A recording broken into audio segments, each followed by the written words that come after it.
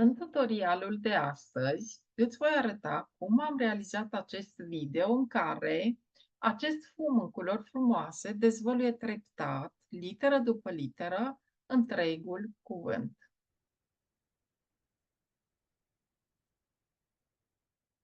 Pentru început avem nevoie de niște litere pe care le găsim în elemente la secțiunea cu cadre.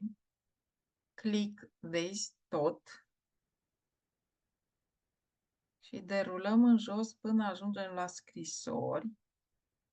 Încă o dată click pe vezi tot. Și de aici putem alege un format de litere care să ne ajute să alcătuim un cuvânt. Da, mie îmi plac mult literele acestea așa mai slim. Sunt niște litere care cred că pe mine mă ajută. Le-am potrivit deja în designul meu. Sunt centrate, așa că voi trece la pasul următor.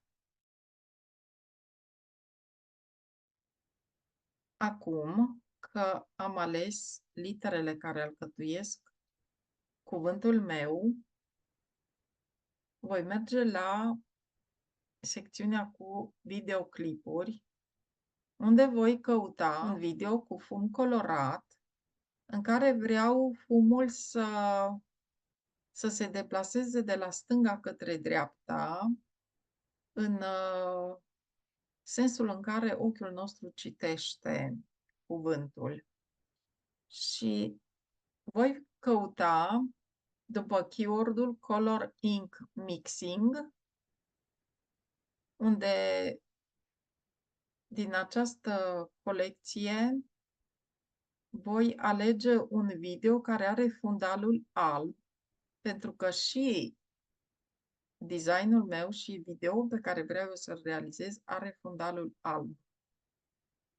Dacă vrei să faci un video pe negru, atunci fundalul videoului tău trebuie să corespundă cu fundalul videoului cu fum pe care îl alegi. Dar eu voi merge pe varianta de alb, așa că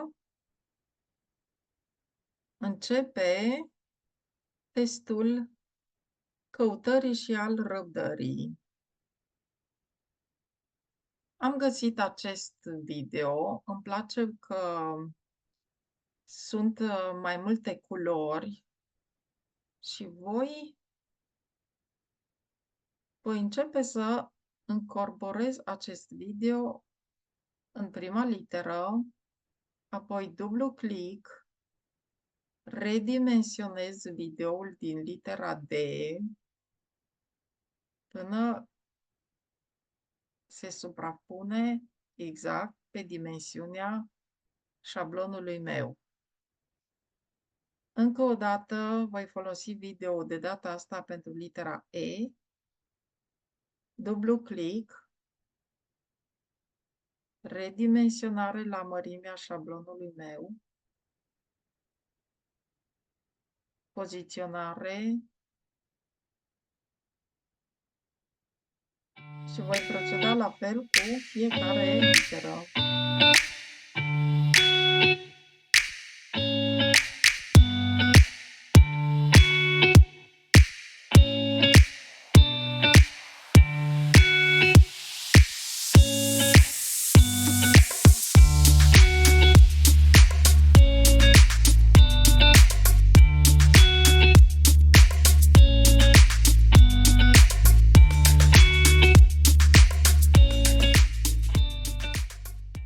Și acum să dăm drumul la video, să vedem dacă obținem efectul pe care mi-l doresc. Se pare că da.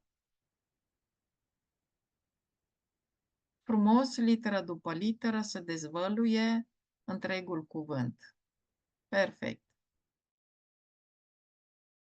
Sper că în acest tutorial ai găsit inspirația pentru ziua de astăzi. În continuare vei vedea câteva variante de videouri în care am folosit această tehnică de editare. Lasă-ți imaginația să zburde și dă drum creativității tale la maxim. Pe curând!